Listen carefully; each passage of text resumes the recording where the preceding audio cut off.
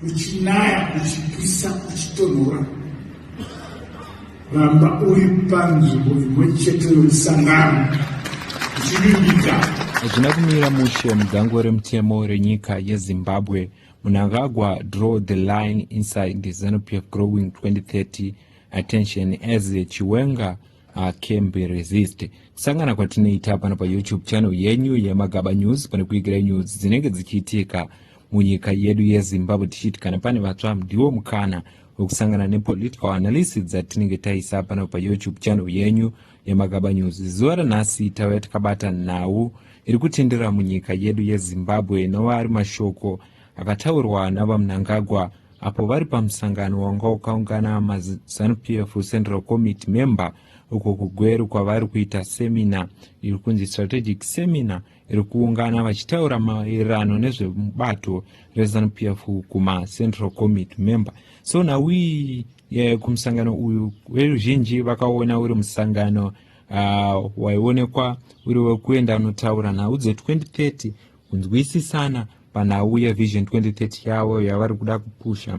Asi vari ipapo vaMnangagwa vane speech yavakapa anova ari mashoko avakasumuka vachitaura kuti we must boldly question ourselves whether we are loyal and patriotic or humble and respectful in dealing with the masses. The trust and confidence best owed on us by our membership. So ndo mashoko akataurwa navaMnangagwa vachitaura zvakare vachiendera mberi vachiti isusu tiri vadiki pane bato reZANU-PF iri. Bato reZANU-PF iri hombe kwatiri. And also wakataura nenhau yekurispektana ZANU-PF yakaita kuti veruzhinji vataure kuti haasi mashoko kuda kuvhara vanhu vese vari kusumuka vachiresista panhau ye2030 here. Tisati tapinda munhau dzizere ngatione a short clip ripo pascreen mugonzwa mashoko ataurwa navaMnangagwa.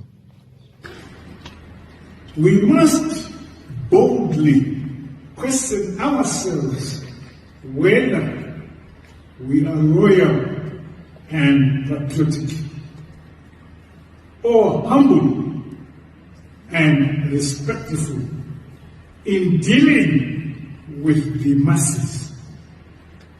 The trust and confidence bestowed on us by our membership along with stakeholders of the party and indeed the entire nation should be approached with soberness and reverence.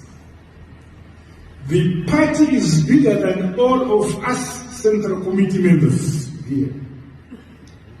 In conducting our affairs, we should always exercise self-discipline and vigilance, while reflecting on grounded knowledge of the party constitution and decorum.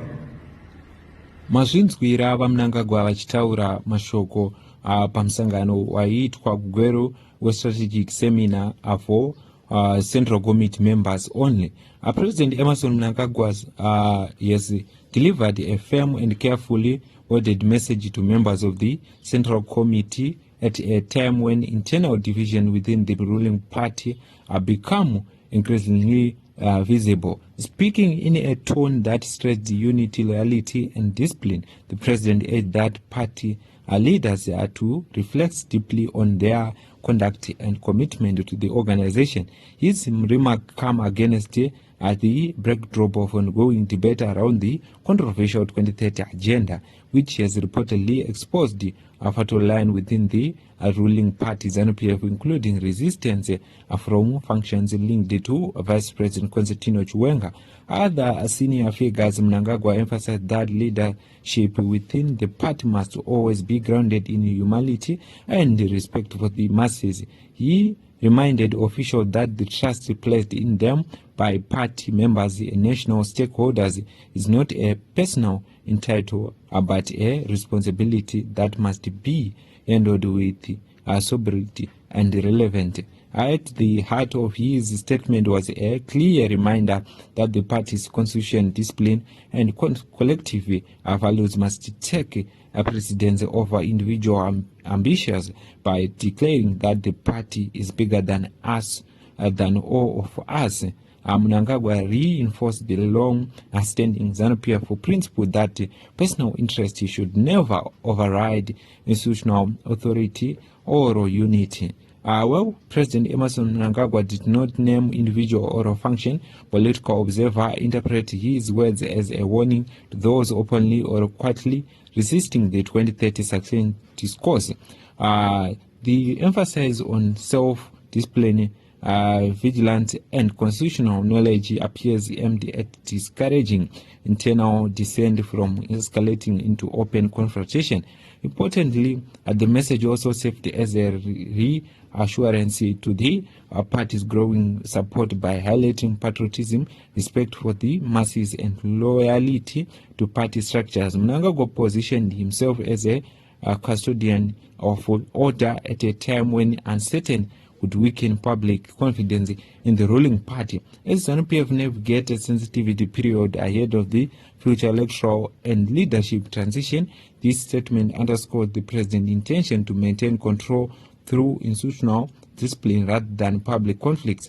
Whether these approaches will calm internal resistance or deepen underlying tension remains to be seen. So muri Zimbabwe ndona wiri kubuda ndona zviri kutaurika pamusoro pemashoko ava Mnangagwa. So vanhu veruzhinji voti is Mnangagwa sending a warning reading between the line of his speech. Ndo mashoko ari kubvunzwawo neveruzhinji vachiona vaMnangagwa vachitaura speech yavo iyi yaita kuti veruzhinji vaitawo mubvunzo wakasiyana siyana pamusoro pespeech yataurwa navaMnangagwa kuti haisi yekuda kuvhara vanhu vese vari kuramba 2030 here kana kuti ispeech yekuti vari kurevesa kuti vaakurespekta ruzhinji rwevanhu. Ndidzo dzimwe news dzatanga takabata pano pachannel yenyu yeMagaba News. I thank you for subscribe our YouTube channel and keep on like our video, comment nekushare mavideo edu.